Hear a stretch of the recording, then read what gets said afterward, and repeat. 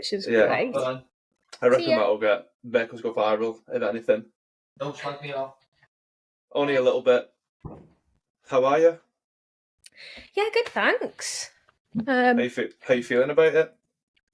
Do you know what? I was all right, and then this morning I was looking through things, and I was like, God, do I actually remember my life story? I don't know.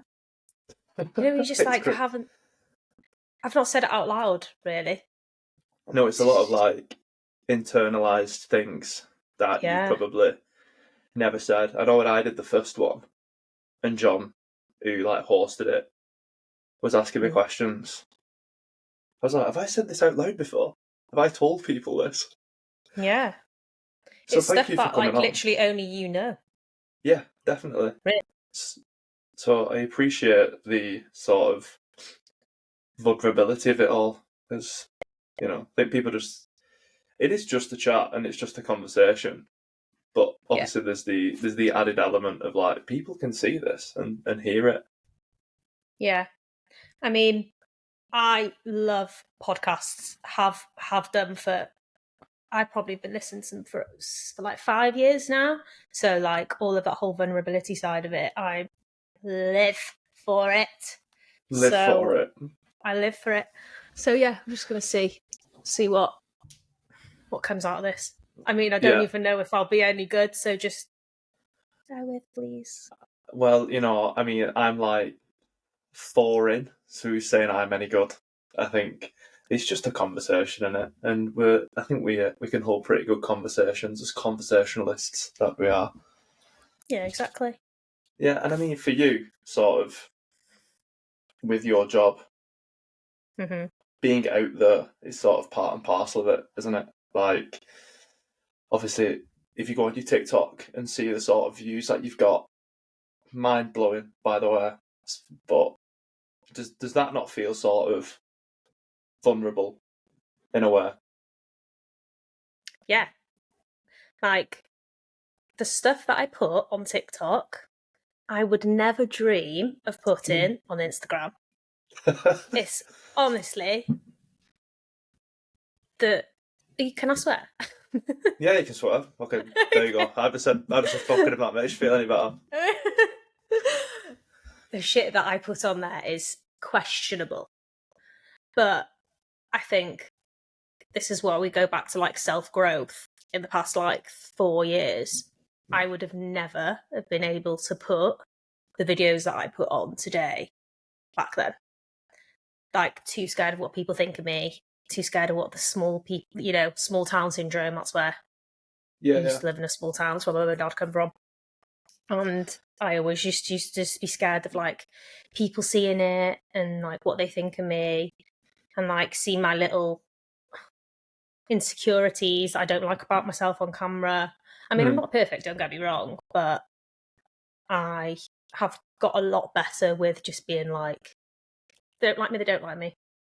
I think that's like the perfect way to sort of approach something as well, because it's so reassuring to hear you say that, because I'm the exact same. So with this sort of process of doing the book and the socials and the podcast and things like that, you do initially think, who the fuck am I to be doing this? Like, why should I? Why do I have a right to do it? But then you think, well, you've got to start somewhere. You've got to start doing it. And for me, it was just like, who cares if people don't like it? The people who don't like it will just move on to something else after 10 minutes of slagging me off or putting a little nasty comment or a shit review on something. Yeah. And then they'll just move on to the next person.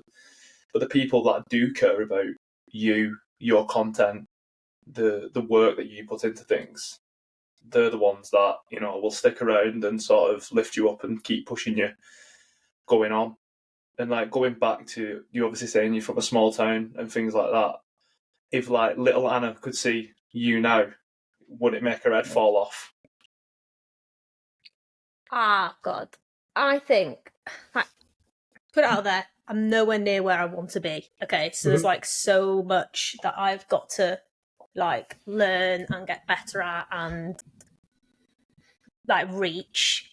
I'm nowhere near where I want to be. But yeah, I think if you take a second to go and just reflect on how far you've come, like, as a person, I was so shy. Like,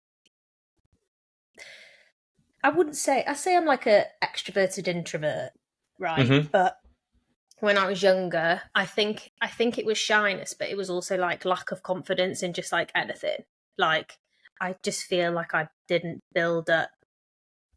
I think my confidence only really started maybe fourth year of uni, maybe.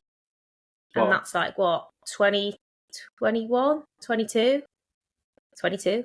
22. So it's been like a quick sort of, glow up sort of thing of like your confidence and like it's just come through. And do you think like I was having this conversation on the last podcast that I did, and we were talking about sports and things like that. Now you played netball at uni, if I'm right. Yeah. Do you think that obviously uni is sort of an environment where you're on your own for the first time? You have to learn to survive, and you sort of have to find these groups of like-minded people. Do you think sport played a factor in giving you sort of the skills to be more confident? I guess so. I think that builds up like more confidence in yourself with like your fitness and everything. But it's funny, I didn't actually play. I only played sport in fourth year. So this is what I mean by late bloomer. Yeah. My first year, I was too scared. I didn't think I was good enough to go to the trials in my first year. I hung around with just not less. I'm not really friends with them now. Yeah. Let's just say, different people, all great people, but just not the same type of person as who I'd like be friends with now. Whereas this is what I mean by thought it was like the difference between first year and fourth year. Fourth year, I had the confidence to go and trial out for netball and whatever I wanted to do, I'd go and do. Whereas first year, it's funny, I didn't do it. Must have been too scared. Yeah, I don't know. And what do you think that sort of when I've spoken to people in the past, like on the podcast, off the podcast, there never seems to be a sort of eureka moment, really. There never seems to be this sort of, the light comes from behind the clouds and you're like, shit, this is it. This is what I'm going to be. This is what I'm going to do. But can you sort of pinpoint any sort of events as to what switched from like being sort of, introverted from years 1 and 3 in uni and then, having more confidence in year 4? What was there anything, or do you think it was like compounding effects of being at uni and being sort of not on your own, but do you know what I mean? You're in a scenario where you need to fend for yourself at uni.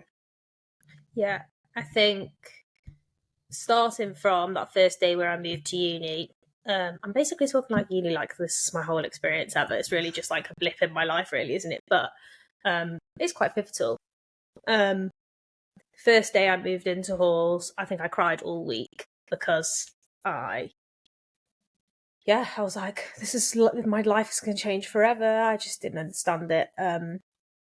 So let's go from that, crying in my bedroom every night, probably like thinking, oh my God, I'm never going to live with my parents again, all stuff like that. And then it was a lot of small things on the daily basis that I got forced into doing, basically. So like presentations, bless my little heart. Honestly, I look back and I think I was, oh God, the trembling and the anxiety. Like, I mean, yeah, I'd be scared now, let's be honest, but there was like, it was pretty, the level was pretty like low to be like, I could not even like say a word like at a presentation. I was studying marketing and business, marketing and business. You need to be able to talk. You need to communicate. I couldn't even communicate. So it was like being forced into these things where I had to do it, otherwise I wouldn't pass the course. And just, naivety going into things. I think over a period of time, just being literally forced. You've got no other choice. You've got to do it. And then third year went to study in Barcelona. So that was another confidence booster on top of that. Meeting new people, going to live somewhere abroad on my own. Well, wasn't fully on my own. It was with like some of my friends came with me. Yeah. But it was like another confidence booster, meeting new people. In Spain, they have a different way of like education to like, they have more practical learning there. So yeah, when I say presentations in first year, we did like 2, right? Well, as presentations in Spain is every week. It's every Friday. So I honestly think not for that, TGIF, not thank God it's Friday. The complete no, opposite. it's you're doing this presentation about this tomorrow. Go do it. Well, You got to just do it. You just wing it. You do it. So I think that's like a massive, once again, being forced into it. yeah. And then came back for fourth year and then tried out for the netball team without even me thinking about it, and doing all these things with self-development and learning, and got me into thinking, oh, I can actually better myself with all these type of stuff. And then this is kind of where it's like little compounding effects, little daily things add up, just like everybody, right? Yeah, like, definitely.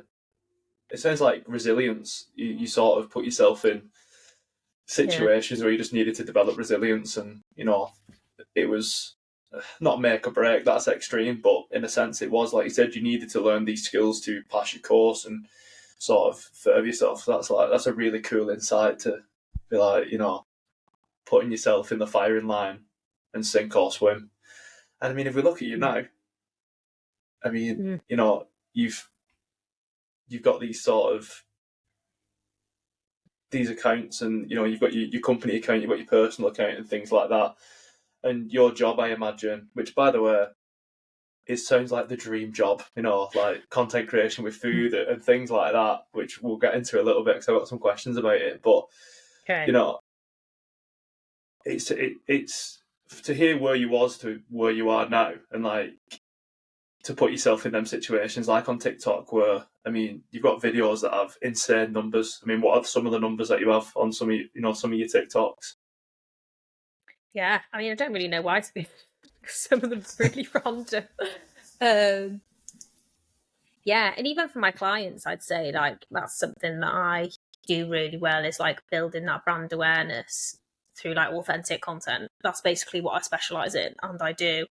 And it shows with the numbers, like millions. I think like I got one which was like 24 million views, which is absolutely crazy. And you'd look at this is for one of my clients, and you'd look at that and go, that's all the video is. Yes, that's if you do it right. Like so many things, so many little things that I can tell you on here, but I don't want to give away all my secrets. No, yeah, which I completely understand. But what you've just said there is like, I'm a big believer in like work smart, not hard. And there's something called Pareto's principle, where it's like 80% of the results come from 20% of like the work. And essentially, what you said there is work on the foundations and the basics of being like authentic, and then naturally it will do it. I think you see a lot of people, and this is in everyday life. Again, it's funny when I talk to people about their specific sort of things. Everything seems to be very universal, so it transfers into everyday life quite well, because you see people doing things and trying to overcomplicate them, and then them not succeeding.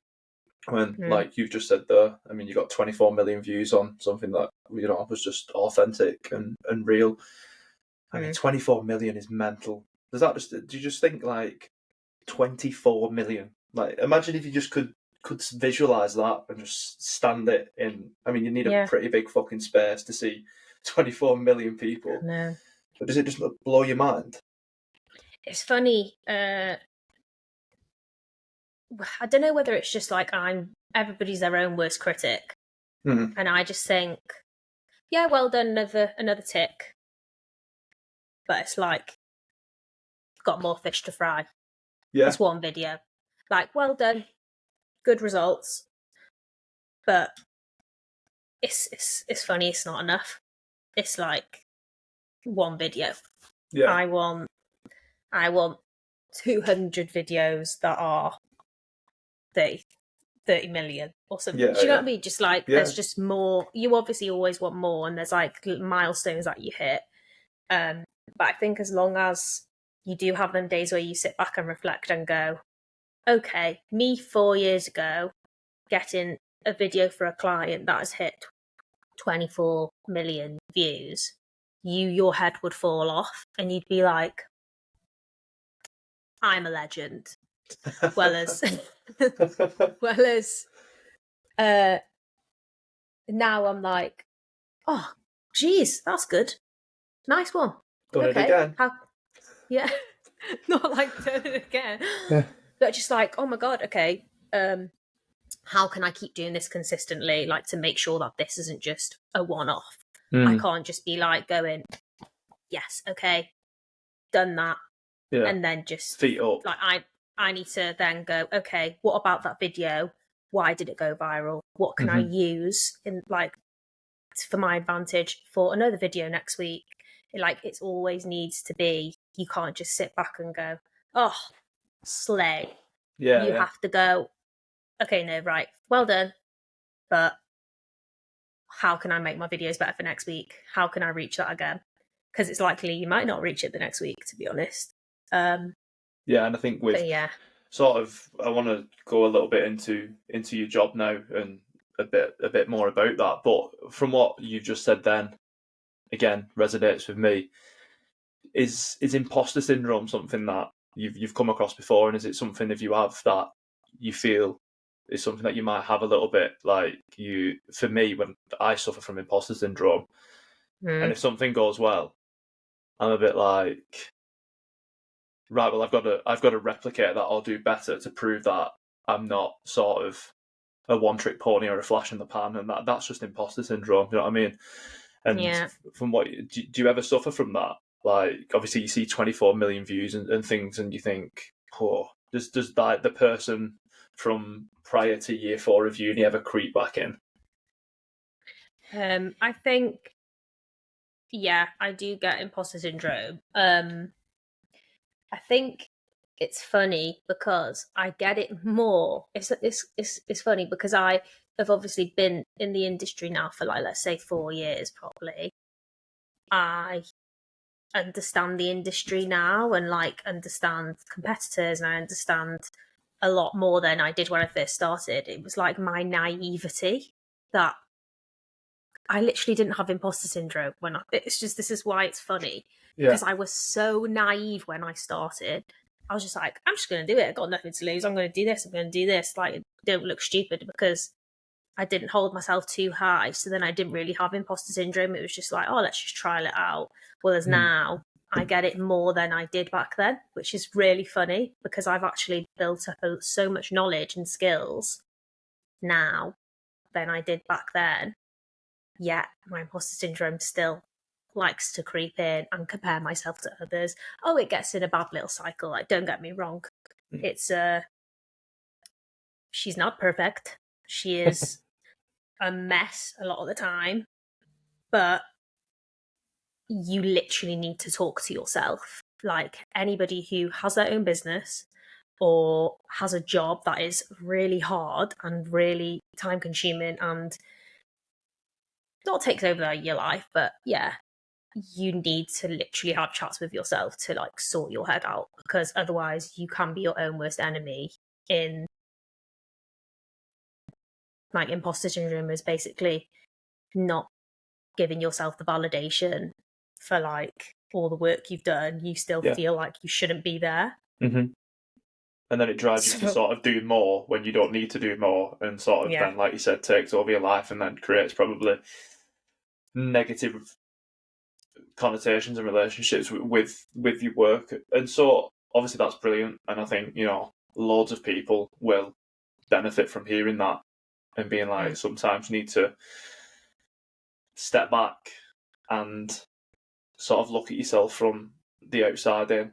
What are the sort of techniques that help you with that? Is the things that go to methods or habits or routines that you have that you're like, right, my head's fucking chocker today, I've been doing it all day, I need to do X, Y, or Z? I think, once again, I'm not perfect. I have good days, I have bad days. But I think what the difference is with like having your good days and bad days is realizing when you are in a spiral, you realizing you're not being very kind to yourself, you're realizing you're actually hindering yourself more than you are helping yourself with like the words that your brain is speaking to you, saying, "Oh, you shouldn't be really doing this," or "You can't do that," or "Let's be honest, can you actually do it?" Like blah blah. Anything. Let's just say it's like bad day. It's not even just imposter syndrome. That's just one part of it. Yeah. That's just So one part of that's like one branch of the so tree, many innit? Do things. you know what I mean? Yeah. I think it's literally the case of you realizing, so you've woke up and it's been a couple of hours and you're realizing how maybe negative your thoughts are. It's sitting back and going, okay, how negative have my thoughts been in the past 3 hours? Really not good. How can I change it? It's trying to bounce out of it. But like doing that for me is sitting down and writing. Once again, not every single time I might not realise it. I might not realise it till 4 o'clock in the afternoon and go, I just should have sat down and just like, wrote down what was in my head. But what really does help me is journaling. So I've got a journal, like A4 journal, so I can literally get it all out. Get it all out. No, I read that. And I feel like it's quite a feminine thing to do. But it works. And It does. I think like also going back to like, you saying, oh, so how, whether you're going to ask me like, oh, how did you do it from like when you started to block? This is part of it. Writing. If I didn't do all of these like writing practices and like journaling and goal setting, all that stuff, I don't know where I would be today, to be honest. That to me is like a holy grail. I love that because journaling is something that, for me, up until probably around 18 months ago, it does have very feminine sort of. Yeah.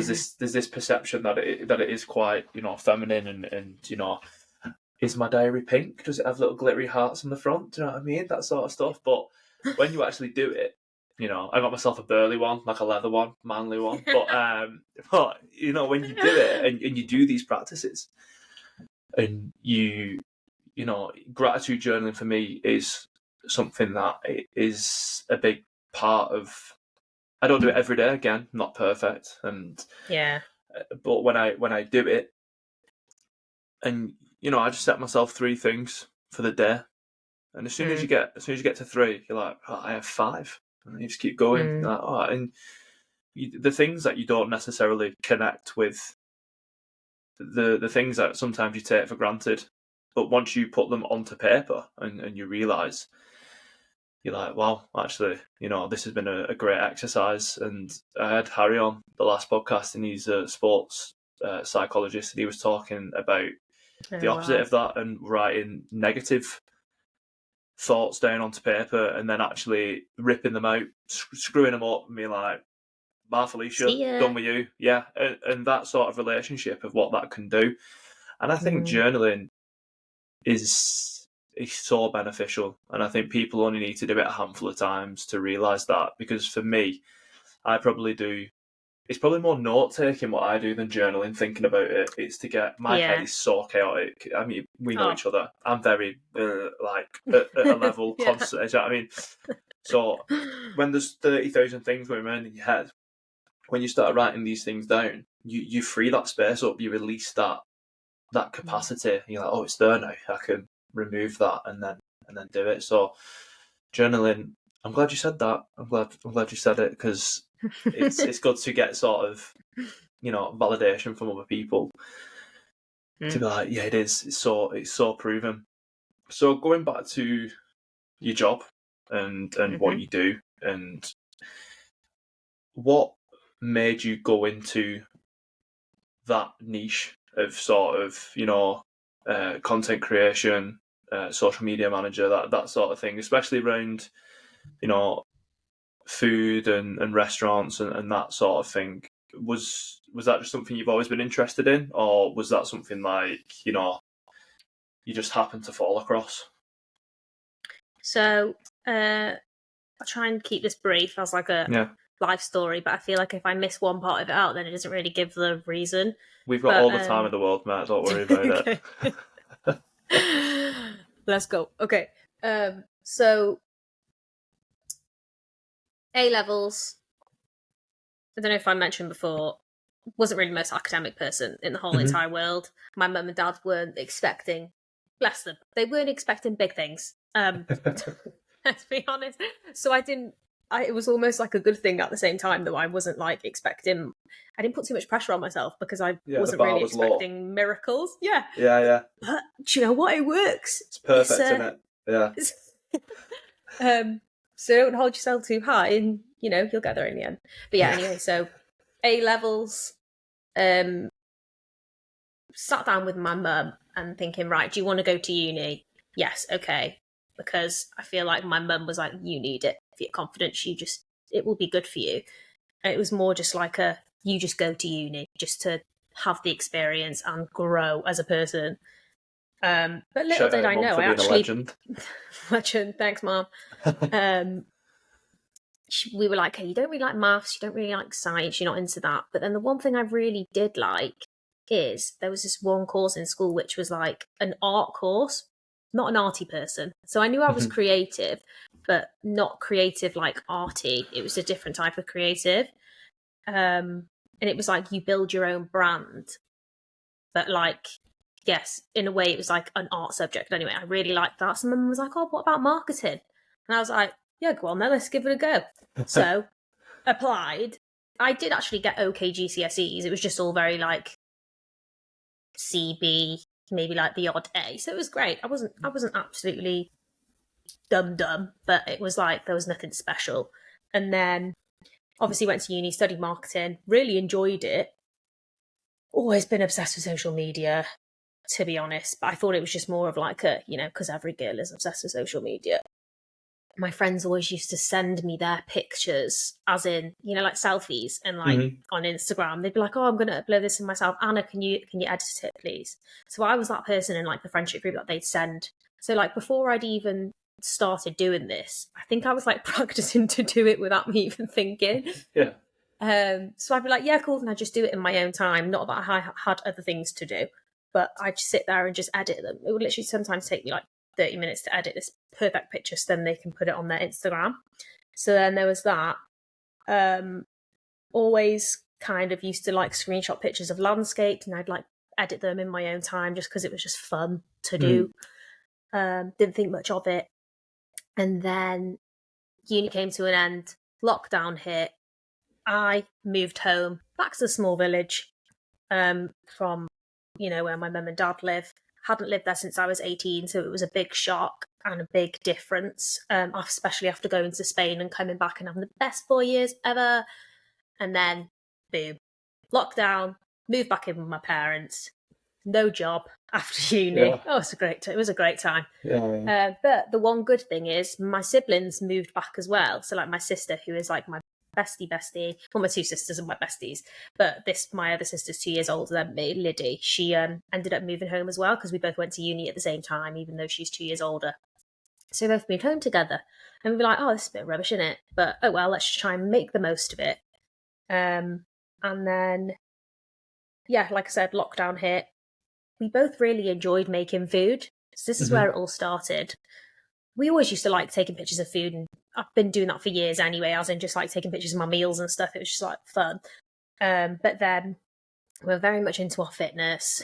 We were very much into like foodie stuff. I always used to take the pictures, and then my sister used to make the food. So then we made a food blog page, and that's where Feed Me Sister was born. Great, I don't even know if other people know this, but yeah, this is because it was like, oh, Feed Me Sister, like so fun. Didn't really think much of it. We just wanted to have a fun food blogger page. And then it like gained traction from like, people from home and uni and all stuff like that. And everybody was like really loving it. And then I was like, at one point, I was like, oh, I wonder if I could actually like do this as a career. And then it slowly fell into like, so there's like the food blog avenue. It's obviously slightly different to social media manager avenue. Mm-hmm. You basically do have to do a bit of a pivot. I think I just naturally pivoted because I was like, oh, I actually want to help other businesses do this because people are liking my pictures online. So I wonder if I can like just teach myself how to just do it really well. So I taught myself food photography. I taught myself anything about social media. I literally would revise. I'd like have revising sessions because it was in lockdown. I had nothing better to do. Yeah. Literally had nothing better to do. So I would just revise everything, watch every video, do as many free courses as I could. And that's basically where it fully started. And then I moved to Liverpool, made the jump, moved in with Joe in our one bedroom. No, it wasn't even one bedroom. It was a studio. Moved into a studio with him because it was free. And I was like, right, I've got no other choice but to try and go and get some clients here. So I just went out and just tried to get clients. Physically went into places. Like, this is what I mean by naivety. Yeah. The confidence. I just don't know where that came from. Like right now, I'm like, oh God. Yeah, but I just literally walked in and I was like, does anybody want some photography? Like I was literally like, hey, do you want some photography? Like back then I was probably really shit as well. Like it was like, what are you doing in my shop, man? What are you doing in my shop? like, no, we don't want you photography. I'm not even joking. So many people turned me down. I just kept going. Like this is what I mean by just the desperation of like, I literally have got no money, so I need to do this. I couldn't get another job anywhere else. I think it's because obviously lockdown was like it was still, in and out of lockdown. Yeah, the pendulum. And so it was almost like quite impossible to get a job. And I just remember being like, I have to do this. I think we had like a year in that one studio where Joe was doing a master's, so it was like being paid for, if that makes sense. So I had that time to go, right, before we move out and actually move into somewhere I've got to pay rent, I've got this time to actually get some money. And I hope I've not missed anything major out, but yeah, it was just literally a case of starting off being a food blogger, but then it just never really happened. Naturally although sometimes evolved. I do think back and think, I actually probably sometimes think, I wish I'd do, maybe if I did go down the food blogger route, where I'd be now. But you can't think like that. Hindsight's a wonderful thing, isn't it? Do you know what I mean? You could all look back and be like, nah, fucking hell, should have put 100 quid in Bitcoin in 2011. But, yeah. You didn't, did you? And like, where you are now is class. And, just listening to you, I'm not even just blowing smoke at your ass because you sat across from me and like we're doing this, but it's dead inspiring, mate. It's like, when I would even think like, obviously desperation's a factor of it, what you said, but it just sounds like resilience, mate. It just sounds like it was like, no matter if I get knocked down 9 times, I'm getting back up 10 and I'm just going to keep going for it. And I mean, it's worked, hasn't it? Like, now. So yeah, it's a proper cool, like inspiring thing, mate. And just that I've sort of, follow your curiosity. And I think so many people should do that. I think like this is a curiosity for me. Like I love podcasts and everything. And I was like, you know what? If I'm shit at it and it goes to shit, I'm not really gonna die, am I? I mean, my scenario isn't as high stakes as yours. But again, even yours, like the alternative was you probably could have gone and found a job as a backup elsewhere, couldn't you? After you tried and you tried, but you did try and you put so much into it that it became a success because you was curious about your passion, and look where it's got you. Hopefully I'll be saying that, in a few months. I'll be like, So this is so with you, in what stage you're at then? What stage would you say you're at of like story of what you want? Because obviously you've got a goal at the end of it. Let's be honest, you're not just doing this just to be like, woo, let's just see where it goes. Yeah. You've got an idea. Where do you think you are in like? Great question. Time-wise? Great question. Love this. Uno reversed me. Love it. I think, I think the book was the scariest thing that I could do as an individual. Because you were saying then, he's like, I got C's and B's and like the odd A. I was like, what? Who is this Einstein sat across from me? I was like predicted like F's, mate, and come out with C's, and I was like, balling, made it. But English was always one that I think we're quite similar. In fact, I think I'm quite creative in a way that isn't arty per se, but like I'm thinking things. I have ideas a lot, but I struggle to put them down on paper. I always feel like if I could record myself, I had like a little dictaphone that I could walk around with, like some 1980s detective, and like record my things, that'd be a lot better. But going back to your question, I'm sort of, if it was like a scale of 1 to 100, where I am personally, I'd probably say like 10. I'm early doors. I'm still sort of finding my feet, trying to figure out what's next, what's best. I mean, you can ask Joe. I mean, Joe is my boy. Big love to Joe. Yeah. Joe puts up with me on a daily basis, but he is the brains of. He's my sounding board. But yeah, I think I'm at the point now where I'm like, I'm going into the shops and I'm like, let's do it. And if they say no, sound. There will be a shop that lets me take photos of their food, to use you as an analogy. Do you know what I mean? Eventually, and it's just, I think you've got to be, as I'm sure you'll agree, you've just got to be consistent. You've got to be sort of. I think the naivety is sort of a beautiful thing, because you've got to be like, I'm just going to keep going regardless of what comes of it. So yeah, I think I'm early. I still think I'm in like the very, very early stages of where I want to be. Again, I'm my biggest critic. I think I can always do better. I can always be better. But I have aspirations. I have sort of ideas. If I'm going to do something, I want to not necessarily be the best, but I want to be as close to that standard as I can hold myself. I think you've always got to be a student. I think you've always got to be willing to learn without getting too philosophical. You know what I mean? Yeah. What is it that you want? Go on. What is it that I want? Good question. What's like? Do you like have? I think for me, it's doing something every day that I think it's a bollocks sort of thing to be like, I want to go to work and it not to feel like work, because eventually it will. Do you know what I mean? There's always going to be that. There's always going to be peaks and troughs, and you go through the honeymoon phases of things. But I think I want to do things on my terms. I'm a bit stubborn, as if you ask Nick, you can definitely testify to. But I think that's what I want. I think I want to do something that gives value to people, that helps people in, my situation that I've been in, situations that I've seen.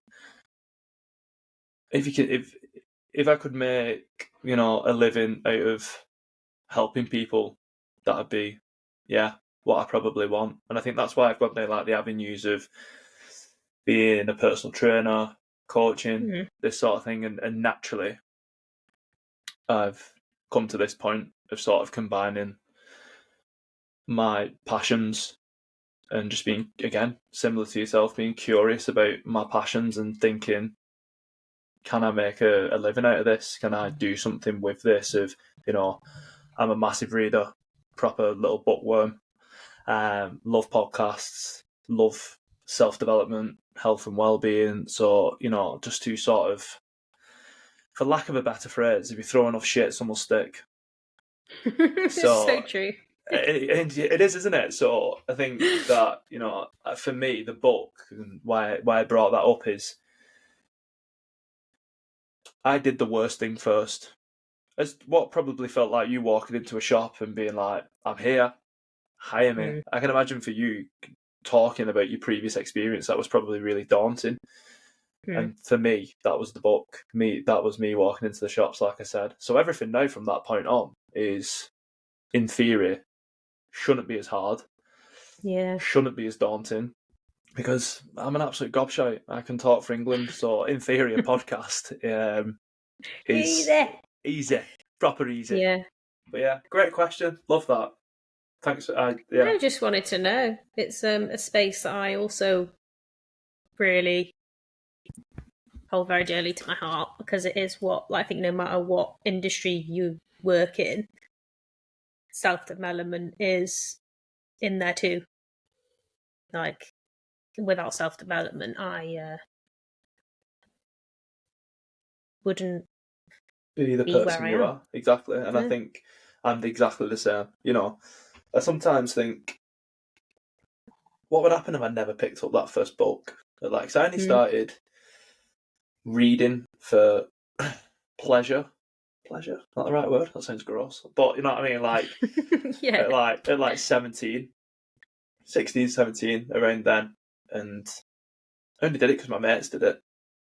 And like what they were talking about sounded interesting. And I was like, couldn't really get involved with the conversations of what they was talking about. So I was like, you know what? I can read. Let's just do it. And then from that on, just naturally found what I enjoyed. And here we are today. Like just you was editing your photos for your mates, and here you are, content creator. So like going back to that, and you mentioned it before actually. So obviously being on social media is a part of your job. How do you find, how clear is the water between, right, well, I'm on my phone because I'm working, or I'm on my phone because I'm just doom scrolling and like I'm just scrolling and scrolling? Is that something that is difficult to sort of find the balance? Yes. Yeah. Good, because I'm the same. Now since I've been doing this, I'll be on social media and be like, well, I'm working, it's fine. And then you're like, your eyes are dry. You've not blinked for 3 hours. And you're like, literally, I've not done anything. So how do you, as like, as someone who it is your full-time job in a way, like it is literally a part of your small business and it brings food to the table. How do you unmuddy the water? I think it's probably one of my biggest what's the word?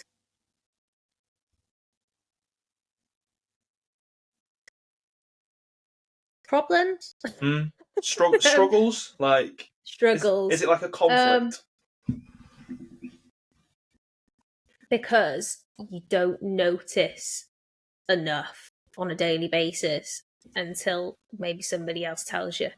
Yeah. So like, not going to put mine and Joe's whole relationship out here to the world, but there's been times with, like, obviously having a business, this is what it's like going to be like anyway. Like the person who you're with 24/7 is going to feel the wrath of the 100%, business 100%. And is basically involved in the business without even them wanting to be. Soz Joe. But yeah, like he's had to turn around to me and say, Anna, you're literally, like, you've just ignored me like twice. And I'm like, what? So he'd probably appreciate me holding myself accountable and saying, do you know what? I am probably not the person for somebody to ask for advice on this, because I am probably the world's worst person to do it. However, I do think I have got better since maybe last year.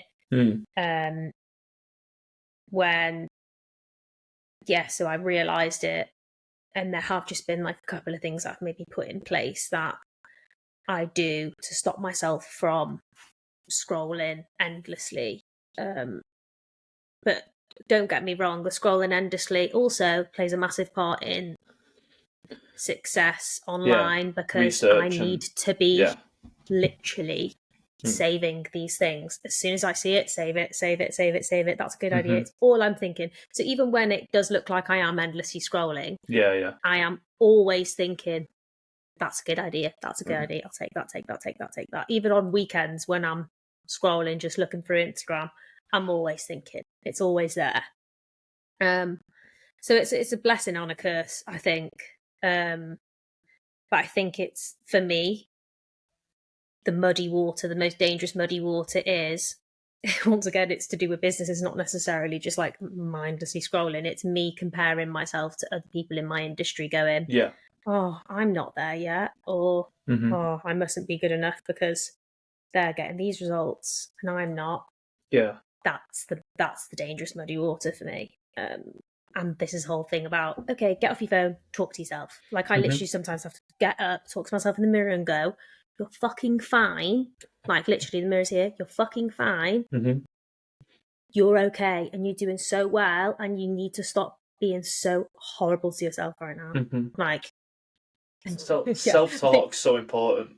And I think people out loud. Like, no, but it is. It's so important. There's studies about it. Like, you know, I've been listening to a book, and there was like this control group of people doing like long distance exercise, and like they were just told to do the same thing, but they were split into two groups, and one had no sort of, they weren't allowed to self-talk or self-motivate, and then there was a group that was. And that group that was allowed to self-motivate just performed so much better.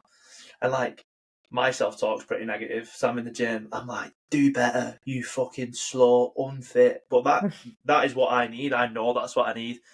So that's so interesting that you sort of said that self-talk is so you said a couple of things about that makes you sort of realise and you've implemented it to make you better at not sort of, you know, getting consumed by that. Would you say that's one of them? And if so, what's the other thing? I'd say when work time is work time, so from 9 till 12, making sure that I'm getting that specific list done. So I don't work without lists. My hero. I don't know how people. I could not function. I'm not a diagnosed ADHD, but Joe's basically diagnosed me with ADHD. Nick has diagnosed me as well, so yeah. Oh, they sound similar. We're in the same boat. It does sound similar. Joe and Nick, very similar. Me and you, carnage. Chaos. Chaos. So yeah, lots of chaos going on up here. So there has to be a list. And if I don't get that list done, then it literally means that I have been scrolling. Because that's what it means. If I'm not getting that list done and I'm sat there on my phone, what else am I doing on social media? Yeah, procrastination. So, writing lists. I don't do this, but I need to implement it. But Joe has a timer for how long he's on Instagram for, where it limits you. I am. So I've got that. So that's just in your settings, isn't it? And probably so many people don't actually know that that's actually built into your phone, like the screen time thing. Another thing I've used lately, which I think you'll love, because it makes the accessibility of getting on social media, like being on. You remember when you had internet when you was a kid, and like you'd have to like bing back and forth, and you was like, God, how long is this taking? It's essentially turned social media into that. So it's called 1 sec, and you download it on your phone, and you create shortcuts. And when like you find yourself mindlessly just going on something for no reason, it's just you've ingrained this. You've got this neuroplasticity like in your brain that's like, I must open Instagram if I'm not doing anything. What it does is it literally like puts a breath work thing in. So it's like inhale, exhale, and then it asks you, do you want to continue? And then it actually shows you how. So if I look at mine now, I'll get mine up for, you know, I'll expose myself. So mine's prevented me from like being on 40 times. God, if you can see that. So it saved like that's in 24 hours. So like if I go on Instagram now, let's see if it'll do it. So there you go. So I've just opened Instagram and it'll do that. And then it'll come down. And then at the bottom it'll be like, oh, embarrassing 20 times in 24 hours. And then it'll ask you. But when you see that number, you're like, I'm a mess. I'm sick. That is me. My God. It's such a good tool and it's free. It's literally free. What's it called? 1 sec. So yeah, 1 SEC for those who can't decipher Wiganese. 1 sec. Not a sponsored ad, by the way. just my own. I wish. If you want a sponsor, give us a message. Hit us up, BPs. But yeah, so that's cool, and I appreciate how honest you was about that, because I think it's something social media literally consumes us all, and not necessarily. It doesn't have to be a bad thing. I think there's a perception that it's all bad, but it's definitely it's a sort of a product. It's an echo chamber, isn't it? Social media, and I think if you put the right things in, an echo chamber is never good. That was stupid to say, but if you put the right things into it, you can get good things out. Like, you just got to make sure you don't. You got to be thoughtful, a bit mindful about what you're actually consuming, and if it's positive. So going back to being a small business owner, which is gangster, so cool, so ballsy, and like you said, you can just see by talking to you, and I'm assuming everyone will get it. It's just how driven you are as an individual and like self-motivated, and I think that obviously plays such a factor in obviously running your own business sort of thing. I mean, in comparison, I'm sort of starting that now, and there's so much that's on you to do. How do you sort of, obviously you've got to-do lists, you've got things like that. You've mentioned Joe, who I can imagine is like an integral part of your support group, your sisters, your family. So like, how do you sort of manage your workload with everyday life? I know we sort of touched on it, but like more generally, how do you sort of make time to be Anna? I think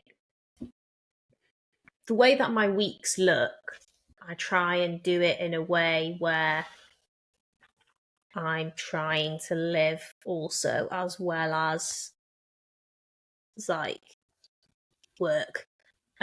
Because people who have businesses, let's be honest, people say that we work 24/7, weekends, everything. But if at the moment with my workload, I can make the decision where on a Monday and Friday, they're more intuitive work days. So it's like, if I plan something in the afternoon, I just make sure that I get whatever extra is done in the morning. And then same with Mondays. I'm very funny. It's like, making money and everything is really important and all stuff like that. But then I'm also just a massive advocate of your life is also so important. Life's too short to be working Monday to Friday all day. I would rather do a fun shoot on a Saturday or a Sunday if it means that it frees up a Monday afternoon if I've got a really busy day on a Tuesday, and went like my busiest days are Tuesday, Wednesday, Thursday. So I know around that time I am not the most present person in the world. But if I've got like the front end and back end of the week, that kind of seems to work for me. So I'm not an avid no weekends work person, because I've realised sometimes I'm basically contradicting myself a little bit here as well, saying that I squish it all in, but really I kind of don't. Like, I'll squish it into an extent, but then if I'm not really doing much on the weekend, I'll use one of the days to get a couple of hours done. Just being effective, isn't it? Like, efficient with your time. Just having time management strategies in place to sort of ensure you get that work-life balance. And I think so many people need to hear that, of like, you need to live your life. Like, and me included, I need to hear that. So like, obviously where you are is like, I look up to that where I could be, in so many months, so many years, and have that sort of autonomy that you have, where hopefully it will be my full-time thing and things like that. But I am a bastard for being self-consumed. So to hear you say you need to give time for life is massive. So if it resonates with me, it'll definitely resonate with somebody else. I am miserable if, like, don't get me wrong, like I say, I'm saying this now, but it doesn't mean the past 4 months I've been like that every week. Like, it's of course. I've took on a bit too much where my social life was less. I wasn't as happy doing, basically, I just took on too many things, and maybe one thing that was didn't really suit me as such, and then that actually took up a lot of my time, and then I wasn't even enjoying it, so then I actually was really quite not happy. And then recently I came out of it, and less money, yeah, because you're not doing that specific job anymore, but I'm actually way happier. Yeah. So if there's something that I can say is there's an extent, and you know yourself so well that things are great, new opportunities are great, but it doesn't necessarily mean that everything is for you. Mm-hmm. And it took me 4 months to realise that I was not the happiest girl in the world. I only took it, like, now I've gone, oh God, life's actually all right, isn't it? Yeah. And probably like not speaking for you, but 4 months to realise that, it's pretty quick in comparison to some people. Do you know what I mean? Like, you speak to some people like, I've been doing a job I hate for 20 years and I've only just realised I hate it. And so, like, would you contribute like journaling to that? Because you're obviously getting these thoughts out and you can sort of see. Because there's something that you always, well, I've read, I think it was in Jordan Peterson's book, and you see it sort of regurgitated in different formats now, is that you should give yourself the advice that you would give somebody else. And do you think when you journal and you can read back, do you think you can sort of see journal Anna as a different person and then be like, oh, actually, she should do this, but instead you're giving that advice to yourself? Does that make sense? So journal Anna is you, but Anna. like you're sort of disconnected from it, so like you can see the fact that, you know, you're unhappy, this, that, it's a bit too much because you've wrote it out in the journal, so it's give you the tools to be like, actually, there's a common theme here in the last 4 months, and it's this. Oh yeah. Yeah. I think I use journaling in that time to try and make me feel better about certain things, to try and get it off my chest. But also, journaling, it can help, but if there is a major problem, then it's not going to fix it until you take action. And but I don't want to say that like the job that I took on was awful. It was a great opportunity and I really enjoyed it. But I just realised, straw that brought the camel's back, sort of thing. Yeah, it was just that one thing that was like, oh my God, this is actually too much for me. And I think everybody else around me noticed, this is too much. You're working all the time. But I was like, I've got no other choice because I've still got my business to run. Yeah. It's very much on like the side of it. The sword of Damocles, in it. Like, the sword is always hanging above your head when you're a small business owner, and you look up and you're like, I've got to make money, I've got to survive. So you're like, I know when I was sort of PTing people and coaching people, you found it almost counterintuitive to say no to money and opportunity. But then again, you're sort of destroying that work-life balance. But yeah, and something you just said then, which was, you know, something that I advocate a lot, is action. You need to take action to see results.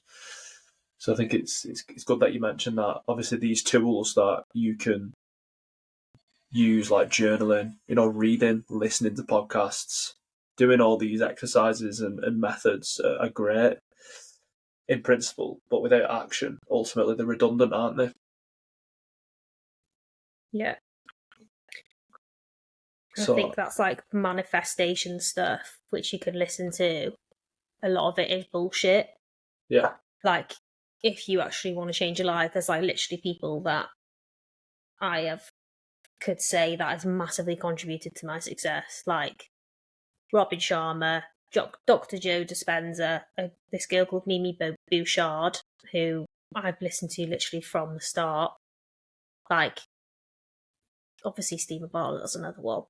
They talk about how it's about the action part of it, as well as just like you can visualize and manifest and all of that. But if you don't take the action, then it's not just gonna freaking, like the book The Secret.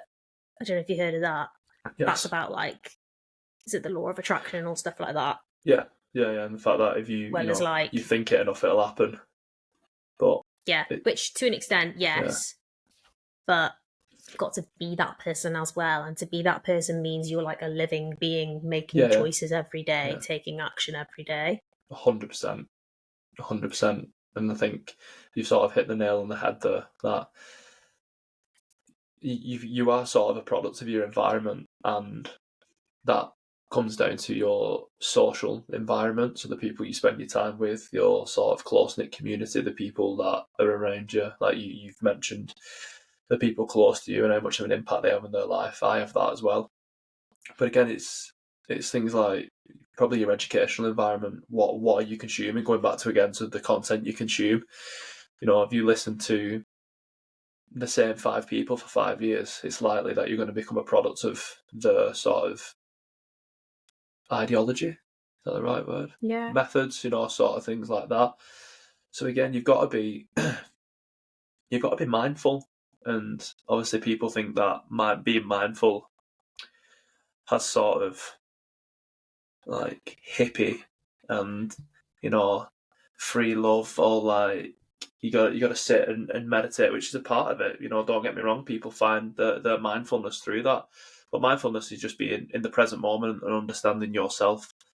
And like that's so important, because you can be consuming absolute shit and then be like, why do I feel shit? Why do I think like this? Because and you just consumed shite. So that's cool to sort of see that you have people that you've sort of followed from day dot.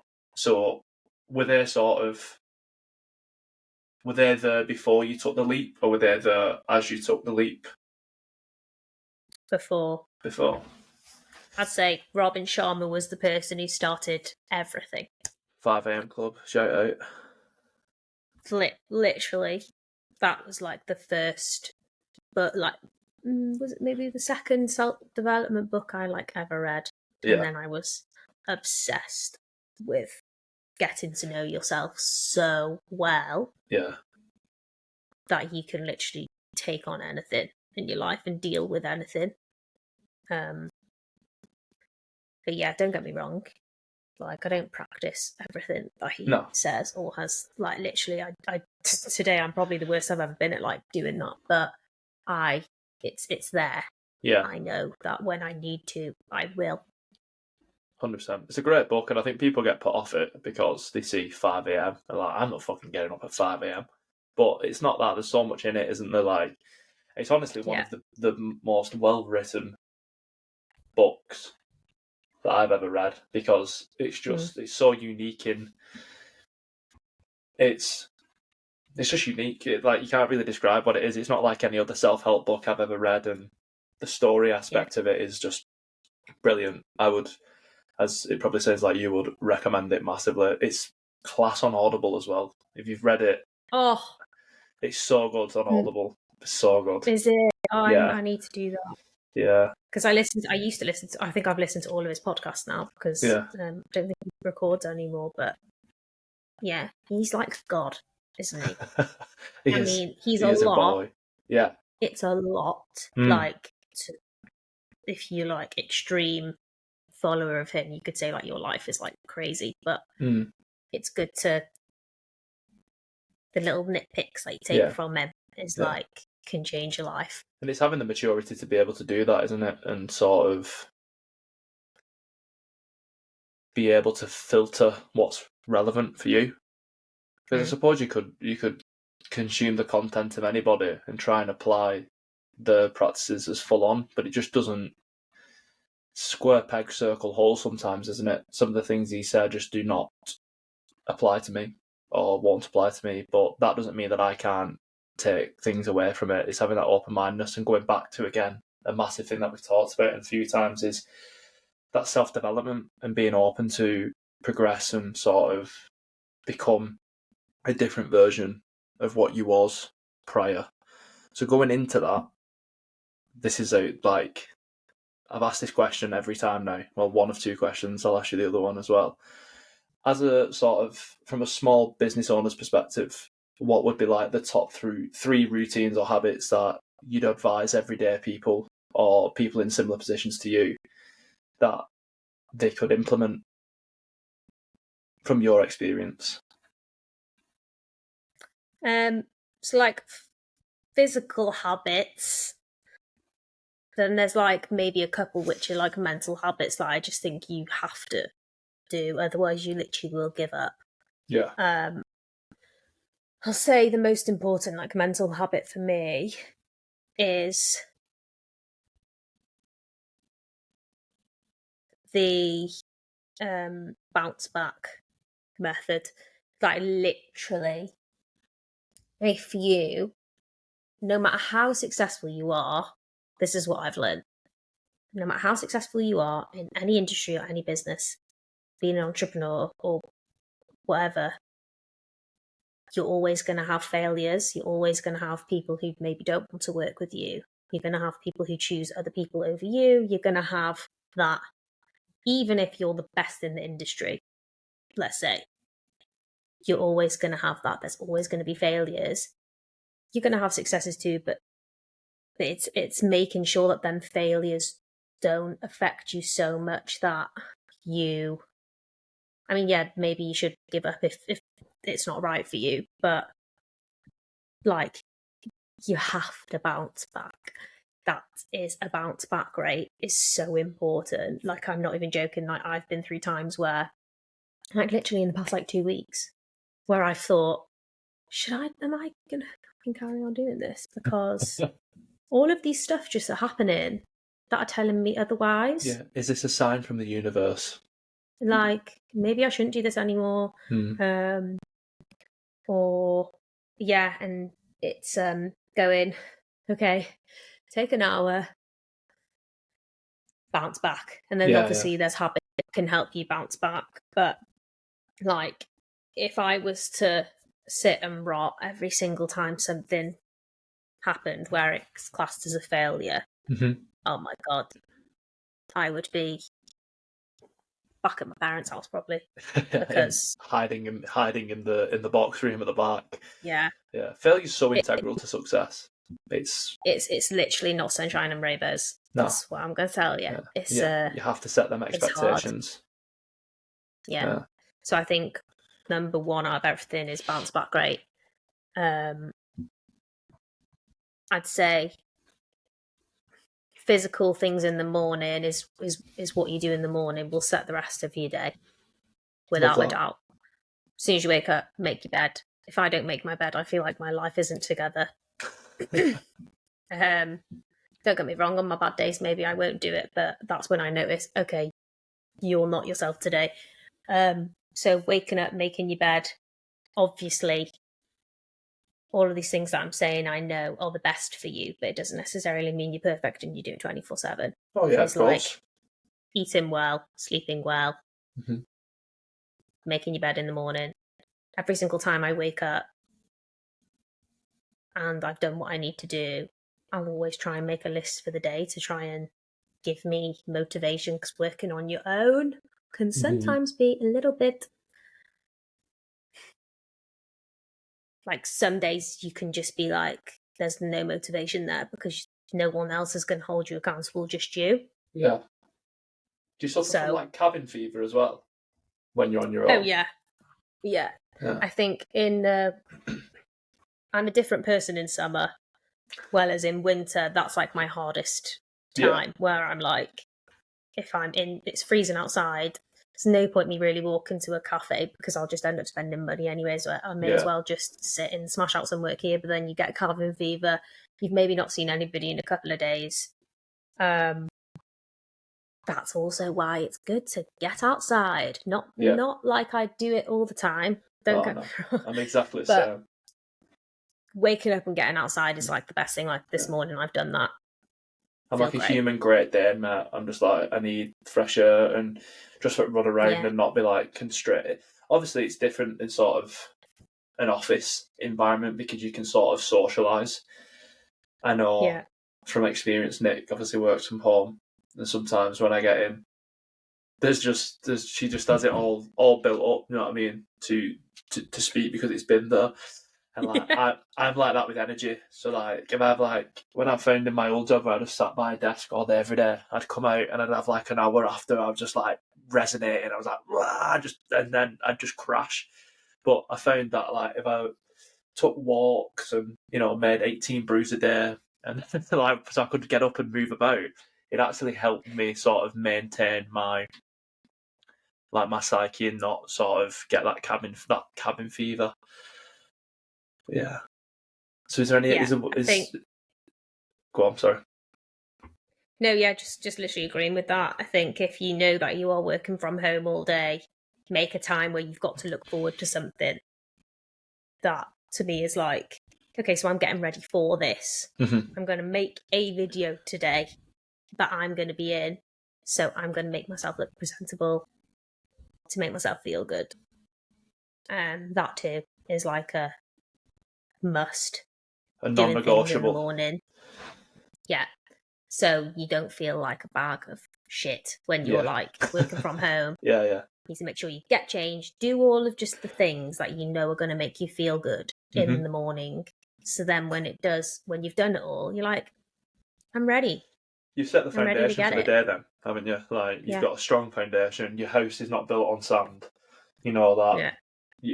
You're well prepared. So, the question that I love finishing on, which unfortunately will put you on the spot a little bit, is what habits would you love to introduce into your life or reintroduce in your life because you did it in the past and have just lost it? Yeah. What comes to mind? Waking up at 5 a.m. because that, to me, going back to Robin Sharma, when I read that book, if I didn't do that at the start for like, let's say 3 months, I wouldn't have had the time, or I wouldn't have learned what I needed to learn to start my business, basically. I use that time as like a revision time in the morning, meditation and revision. So that's number 1, which I haven't done probably properly since. Maybe I'll get up at 6 on the odd time, but 5 is like a different level. So that in an ideal world.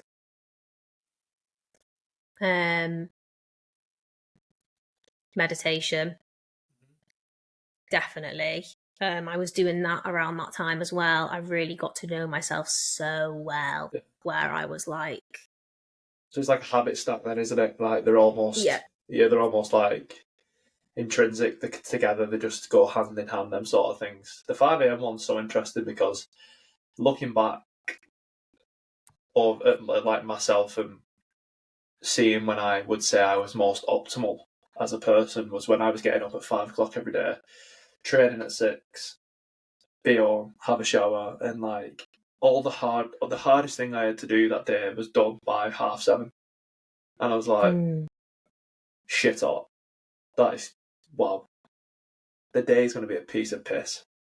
And that was from sort of, I got a lot of that from the 5 a.m. club and stuff. And like, it's crazy when you actually apply it because it sounds horrible to people like myself prior to that who, 8 o'clock was like, oh God, why are the birds singing? But, when you actually do get up at 5 and you realise you've got sort of, it's just a different hour, innit? It's weird for describe if you've never done it, but there's just something about like having that time in the day where it's just, you feel very self-connected.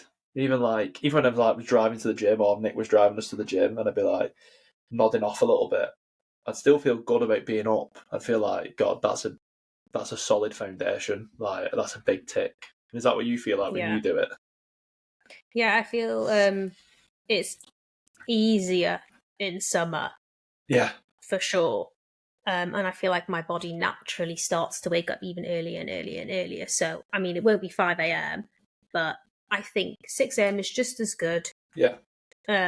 Just maybe a bit less extreme. And plus, you don't have to rush to maybe go to bed at like 8, 9 o'clock. Yeah, that's what I struggle with. If you're getting up at 6. Yeah. Yeah. I'm such a shit sleeper. And a lot of the times, well, not a lot of the time, but like sometimes I do feel like I'm not a night owl worker, but sometimes it will be like 6 o'clock till 8:30, and I'll get like a spurt of like editing energy where I just want to edit this video to get it done.